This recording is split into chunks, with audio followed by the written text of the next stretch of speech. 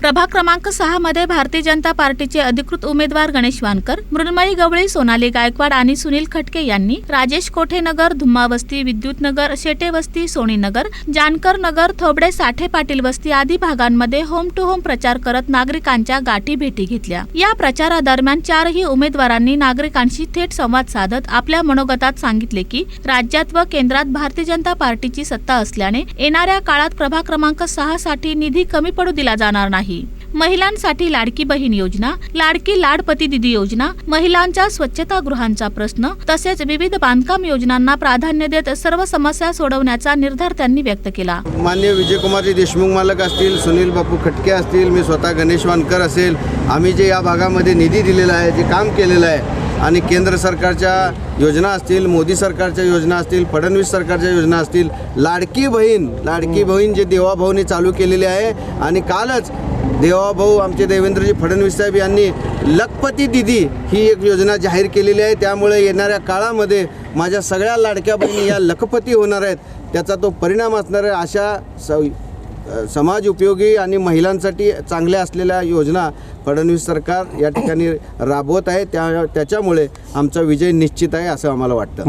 माजी पालकमंत्री आदरणीय विजयकुमार देशमुख मालकांनी जो या भागाला निधी दिलेला आहे, भरभरून निधी दिलेला आहे, तो निधी या ठिकाणी आम्हाला या ठिकाणी कामी पडलेला आहे। कोणतेही काम या ठिकाणी आम्ही मालकाच्या माध्यमातून ठेवलेलं नाही। ज्या राहिलेले रस्ते पण आज या ठिकाणी क्षीरसागर साहेब आहेत, गडदे सर असतील, सोनीनगरचे आमचे सर्व पदाधिकारी आहेत, आमचे जयदीप जानकर आहेत, या सर्वांना घेऊन आम्ही या भागाचा विकास केल्याशिवाय राहणार नाही, एवढे या ठिकाणी आम्ही तुम्हाला अभिवचन। लोकांचा प्रतिसाद खूप चांगला आहे। बीजेपीसाठी त्यांचं मत खूप चांगलं आहे। का मत चांगलं तेव्हाच येतं जेव्हा आपण त्यांच्यासाठी काम केलेलं असतं। अर्थात आपण काम केलेलं आहे, काम करणार आहोत आणि काम करत राहणार आहोत। आपल्या वार्डाचा, आपल्या शहराचा विकास हेच आमचं धोरण आहे। नागरिकांनीही उमेदवारांना सकारात्मक प्रतिसाद देत येणाऱ्या काळात भाजपच्या आणि चारही उमेदवारांच्या पाठीशी ठामपणे उभे राहून त्यांना निवडून आणू असा विश्वास व्यक्त केला।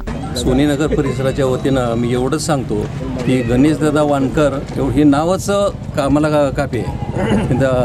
त्यांनी काम करतात आम्हाला माहिती आहे काय, आणि आत्तापर्यंत 3-4 वेळा ते नगरसेवक आहेत, त्यांच्या कामाची पद्धत आम्हाला माहिती आहे, त्यांचं नावच इथं काफी आहे, त्यामुळे इथं चांगला त्यांना प्रतिसाद मिळेल।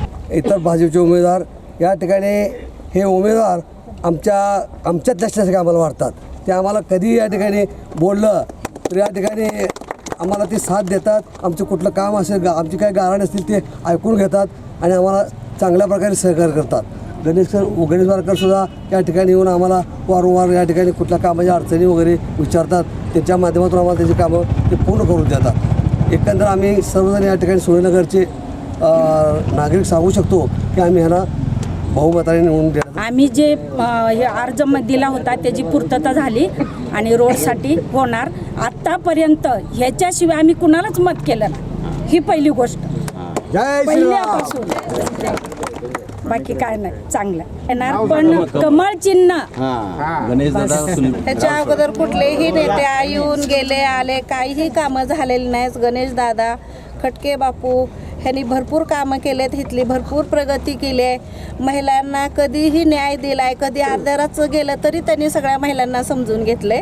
तरी ह्याच्या अगोदर बी ह्यांनाच निवडून दिले आणि आता बी सगळे ह्यांनाच निवडून देणार आहेत कमळाला। लाडकी बहीण आहे का घरात, दादा वहिनी आले दारात, दिसला कमळ मार शिक्का, दिसला कमळ मार शिक्का। यावेळी परिसरातील नागरिक, पदाधिकारी व कार्यकर्ते मोठ्या संख्येने उपस्थित होते।